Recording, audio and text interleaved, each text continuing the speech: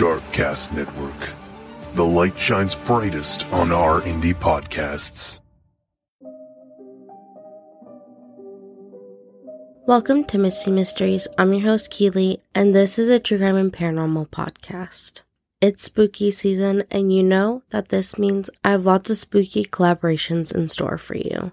Today is one of them. Edward October from the OctoberPod is here taking over Misty Mysteries while I tell you about the Dear David haunting that haunted Twitter in 2017. Thank you, Keely. I'm very gratified to be featured on this distinguished true crime / spook show. Spooks are, after all, my speciality. On OctoberPod, we tell true, true-ish, and classic tales of horror and the paranormal with a cozy retro aesthetic. New videos drop on our YouTube channel, OctoberPod Home Video, on the first and third Tuesday of each month.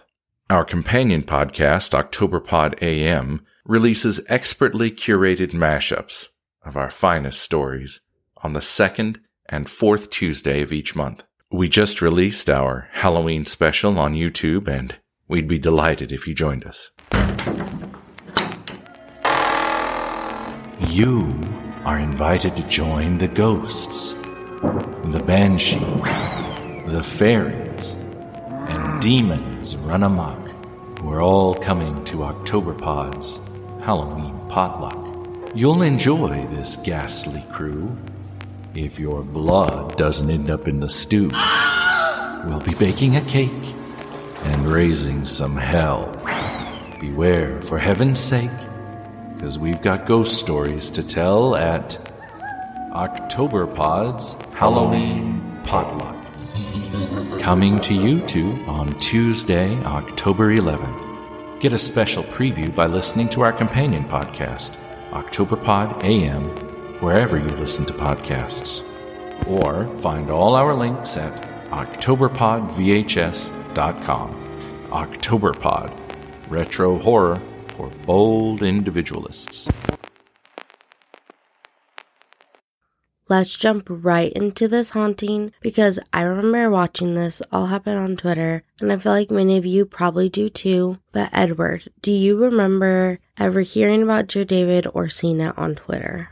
I remember the first time I came across it. I was standing on a train platform waiting for the metro and doom-scrolling Twitter when I found it. I came to it quite late, around the time the final updates were being made. I have a love of found footage horror and of creepy internet lore, so this story really captured my imagination. Like Edward, I kind of caught on to Dear David a little later in the game towards the last of his updates. I remember seeing them on Tumblr and then heading over to Twitter to check it out. But if you don't remember it or never heard of it, don't worry because I'm going to tell you all about it right now. Dear David was a haunting that took place between August 7th, 2017 and February 3rd, 2018. It all took place in an apartment of a man named Adam Ellis. He is an author, illustrator, and journalist who was working at BuzzFeed at the time and living in Los Angeles, California when this all took place. Adam started to share his story on Twitter, starting with a series of tweets. The first tweet in the series simply said, "So my apartment is currently being haunted by the ghost of a dead child, and he's trying to kill me." I'm going to read to you every tweet he tweeted on that day, trying my best to blend it all together into one story you can really get lost into. Here it goes. My apartment is currently being haunted by the ghost of a dead child, and he's trying to kill me.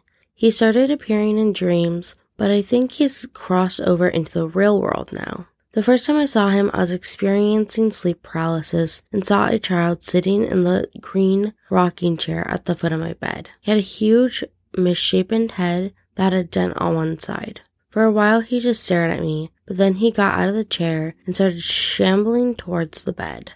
I couldn't move because I was paralyzed. Right before he reached my bed, I woke up screaming. I had another dream a few nights later where I was in a library and a girl came up to me and said, "You've seen Dear David, haven't you?" And I was like, "Who?" And she said, "Dear David, you saw him." She continued, "He's dead. He only appears at midnight, and you can ask him 2 questions if you say, "Dear David," first. But never ask a 3rd question or he'll kill you. David then came back in another dream. Same situation. I was in the bed, and he was sitting in the rocking chair near the window, staring at me. In the dream, I said, "Dear David, how did you die?" And he mumbles, "An accident in a store." I say, "Dear David, what happened in the store?" And he groans, "A shelf was pushed on my head." I'm frozen with fear at this point, and I ask, "Who pushed the shelf?" David doesn't answer, and I realize that I've asked a 3rd question, which I'm not supposed to do. At this point, I woke up absolutely terrified, and the next couple of days, I googled deaths in the city, but I couldn't find anything about a kid named David dying in a store. I even tried different names like Daniel, Dylan, Devon, nothing. A few weeks go by without any incident, and the much larger apartment above mine is vacated. I was given the opportunity to move into it, which I'm thrilled to do. A month or 2 go by with the same no Dear David incidents. I sort of forgot about the whole thing and thought maybe he lost me with my move, but lately something strange is happening. For the past 4 nights, my cats gathered at the front door at exactly midnight and just stared at it, almost like something is on the other side. Last night, I got a weird feeling and looked out the peephole. I'm dead certain I saw movement on the other side. I opened the door and I turned on the hall light, but nothing was there. At this point, my cat seemed unnerved, bushy-tailed, etc. I think Dear David found me, and I don't know what to do. The next update on Adam's haunting is actually the next night when he tweets, "For the 6th night in a row, my cat walked over to the door, promptly at midnight, and stared at it." He shared a short video of his cat's strange behavior, and shortly after starts to tweet again. Okay, so I took a photo through the peephole, cause I'm too scared to open the door. I feel like I saw something. I couldn't tell from the photo, so I mustered the courage to open the door. Nothing was out there, but I took another photo. He shares 3 photos with the caption, "Is it just me or is something in the first photo?" Right where the banister meets the shelf, hiding on the stairs. I wasn't sure if it was a smudge or something, so I took a second photo from the inside. There was something there. I deadbolted the lock and got in bed because I don't know what else to do. I can still hear my cat meowing at the door. On this day, he also shared with another Twitter user that his apartment used to be an old house turned into an apartment, so it's unlikely that there was any other animals or people in the hallway. Now for Edward, I shared these pictures, and for the listeners, you can see these on Missy Mystery's Instagram at the time of listening. But personally, I only see what maybe looks like a black mist. Edward, what do you think? Do you see anything?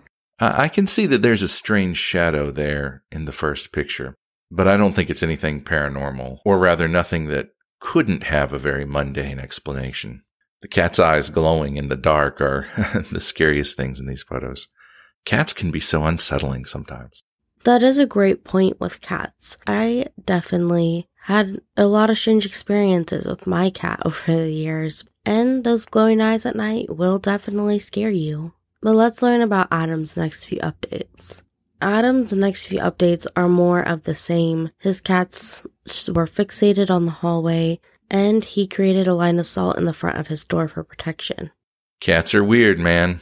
It's impossible to know what's going through a cat's head or a dog's head when they start doing strange things. There are those who believe they see and hear things that we cannot. They have different equipment, right? Their eyes and ears can pick up things that ours can't. Does that include ghosts and demons? Well, who's to say? Adam, he began to record his apartment as he slept, and it wasn't until August 11th he caught some more evidence. For the listeners, I'm going to play this possible paranormal evidence for you right now. Skip ahead about 20 seconds if you don't want to hear this. I'm going to play that first clip of evidence. Now for the second. For me personally, I could think of a few things that these sounds could be, especially with pets in the apartment. It's honestly hard to tell without being in the room, when they happen. So the next updates happen on August 14th, not too long after these paranormal evidence, EVP type sounds. Adam went out and bought himself a Polaroid camera for fun, and he ended up using the Polaroid camera for hunting Dear David instead. That night, he started taking pictures inside of his apartment. All of the pictures taken inside of his apartment turned out perfect, but when he went to take pictures of the hallway, the Polaroids wouldn't develop. I don't know why he was taking pictures in the hallway, but he was. He took a picture covering the camera with his finger, but it didn't turn out the same as the previous one of the hallway that wouldn't develop. He took a video of him taking Polaroids, but each time he tried to take a picture, the hallway always develops completely blacked out. Now, I don't know if this could have been an issue with maybe a reflection in the hallway or lighting. It definitely has me a bit scared. What do you think of these pictures? I'm a sucker for ghost photography. There's something about the medium of the Polaroid photograph that makes everything seem creepier. I don't know if it's the limitations in color grading, the graininess or blurriness of the images or what, but it seems like you can take any object, no matter how harmless, and take a Polaroid picture of it, and it will look creepy and sinister. Even the process of waiting for a Polaroid to develop has a magical quality to it. The images, appear on the film like ghosts materializing from the ether. But it's also a notoriously buggy medium. There are dozens of things that could go wrong when taking a Polaroid picture. If one was going to argue that Dear David is a hoax, I'd say that in an age when an excellent quality camera is as close as the phone in your pocket, you're only going to buy a Polaroid for the purpose of taking creepy looking pictures. That is a great point about the Polaroids. This was 2017, but phones definitely were very up to date on their camera quality at that time. Now, as creepy as these Polaroids may be, the worst part is this is truly the beginning, because the next day was what Adam describes as the storm of the haunting. He was quiet from the 15th of August till about the 21st, when he started a new Twitter thread about Dear David, which reads, "All this ghost stuff has been spooky, but this past weekend was the first time I actually felt unsafe in my home. On Friday night, there was supposed to be a huge storm. In the end, it passed, but the night was bizarre anyways. I fell asleep pretty early. I was incredibly tired for some reason. And I had a dream that night where David was dragging me by the arm through an old abandoned warehouse. I'm not sure why I didn't fight back in the dream or how he was strong enough to pull me, but that's dream logic for you. It was a creepy dream, but I didn't think much of it. When I woke up, I took a shower and I noticed something. I had a huge bruise on my arm. Maybe I injured myself the night before, and my arm was hurting during the night, which manifested as a dream. This could be a total logical explanation for it, so I brushed it off. I went to get coffee, which I do every weekend. When I walk to the coffee place, I always pass a food cart repair depot. It's always incredibly busy, especially on weekends. I've lived in this neighborhood for over 4 years, and the place has always been jam-packed with carts getting serviced. But today, it was completely abandoned. The whole warehouse was totally gutted and empty. Well, almost empty. I went inside and looked around, because I was astonished that this place was suddenly empty after all these years. Basically, the only thing in the entire warehouse was a single green chair. On my way back from coffee, the warehouse had been shuttered. It remained shuttered since. The chair, my bruise, dreaming about an empty warehouse and then passing by one, it gives me the creeps. Needless to say, I didn't sleep much that night. Too many strange things are happening, and more frequently. Fast forward a few weeks to November 5th, Adam shares he had another dream about Dear David. He wasn't going to share this dream, but there was something different about this dream. In his dream, Dear David was sitting on the chair from the previous dream, but since he had gotten rid of the rocking chair, he was now sitting on Adam's new recliner. Dear David was pretty much staring at Adam, and he felt paralyzed, much like before. Except this time, Adam could move his hands, and he knew David was going to come for him. He thought to himself, if David is going to kill me, maybe I can at least get evidence on my phone. He starts to take photos, and David begins to crawl off the chair and shuffle towards him. David moved slowly, like it was a struggle for him. Adam kept taking pictures as David walked closer to him, never taking his eyes off Adam, till they were face to face. David muttered something quietly to Adam that he couldn't understand. David rolled his eyes in the back of his head, turning all white. Adam tried to get away from David, but he couldn't move, and David began to crawl up his bed, still muttering. Adam woke up just in time. The sun was out and David was nowhere to be found. He tried to forget about this dream through the day till he went to his phone to find a bunch of pictures that just seemed pitch black, till he turned up the brightness on these photos and saw that he had caught Dear David on camera. These photos, I'm looking at them right now, and they're pretty terrifying. You can clearly see David as he gets out of the chair and he's walking towards Adam. This is where the shit starts to hit the fan. Much of this part of the story plays out like a horror movie, with the nightmares and the thunderstorm and the hero vowing to get evidence of the haunting, even if it literally kills him. No wonder this went viral. I will say that I remember seeing these photographs on Twitter and genuinely feeling a chill running up my spine. Truly unsettling stuff here. Honestly, I can say, even if these aren't real, these have haunted me since 2017. To me, it only gets scarier from here. On November 17th, Adam starts to tweet about how he had been hearing thumps and bangs on the roof of his apartment. If you remember, his apartment is an old housing duplex. He doesn't understand where these noises could be from. They have no trees near the roof, and no one in the building had access to the roof. He couldn't even figure out how to get up there. Then he noticed a hatch pretty high up in the hallway. He believed to be the entrance to a crawl space, and he ordered a pole to open it up.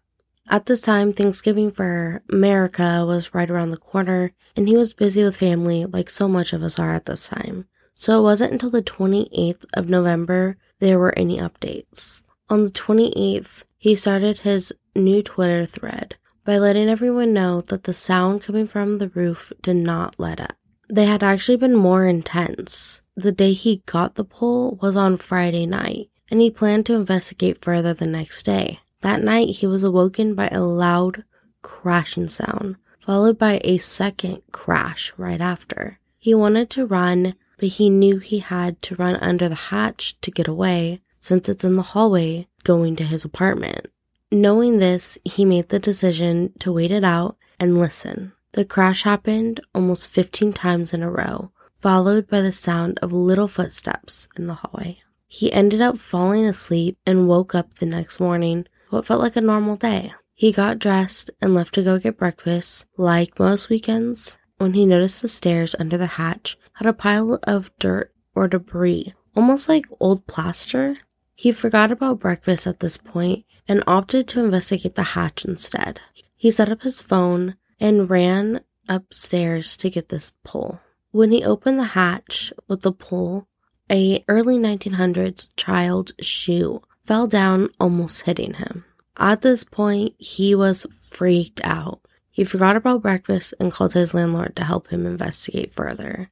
His landlord brought a ladder to help him out, but all he found was an old marble in this crawl space attic thing. Adam was left with a marble and an old child's shoe and lots of questions. Adam never really seems to find answers for these questions, and it doesn't seem like we will either. Do you think David is connected to the shoe and marble? Whether there is a connection or not, I think we're certainly meant to make a connection. If this was a horror movie script, it would track very logically towards that conclusion. These developments remind me both of the attic crawl space scene in Paranormal Activity, where they find the burnt Polaroids, and also of certain scenes from the film The Changeling from 1980, which features the discovery of various old-timey children's antiques in a haunted house, including famously a red and white striped ball that always finds its way back to where it wants to be.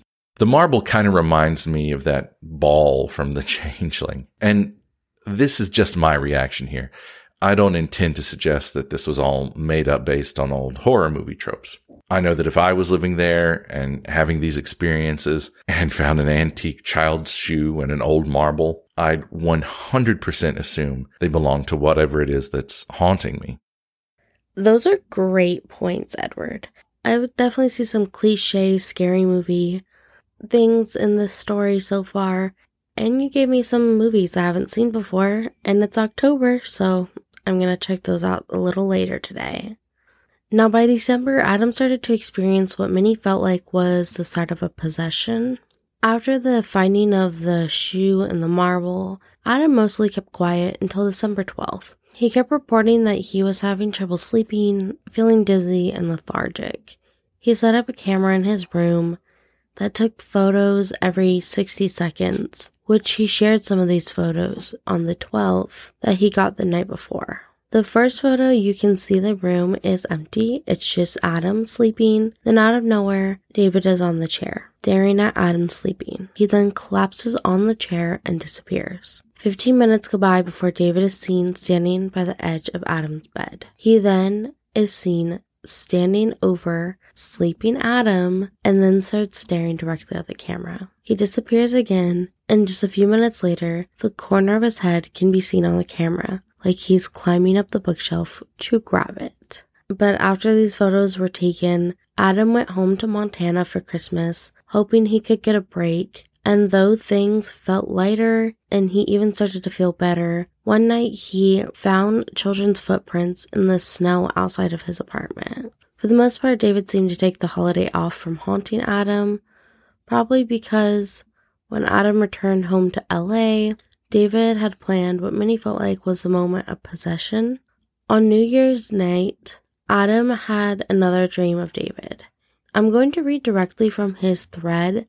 For this one, he starts off by saying, "Last night was particularly bad. I felt sick and had nightmares all night. I dreamt that David was hovering in the corner by the ceiling, far off the ground. He was mouthing something, but I couldn't hear any words. He then hovered above the bed, staring down at me, his mouth moving faster than it should be. I couldn't move, I could only look up at him. He suddenly plummeted downwards, and I felt this huge pressure crash into my chest. I woke up gasping. The wind was completely knocked out of me. I sat up and looked around frantically, heaving for air, but there was nothing. When Adam caught his breath, he checked his camera that caught a picture of what looked like David crashing down on Adam from the ceiling. In the picture, you can see where Adam is clearly sleeping in his blanket, and what clearly looks like a child falling down on top of him. So creepy, and as terrifying as this is, you are probably wondering why people think he may be possessed. Besides his trouble sleeping, dizziness, and fatigue, Adam started to lose periods of time, and odd things started to happen to Adam's social media.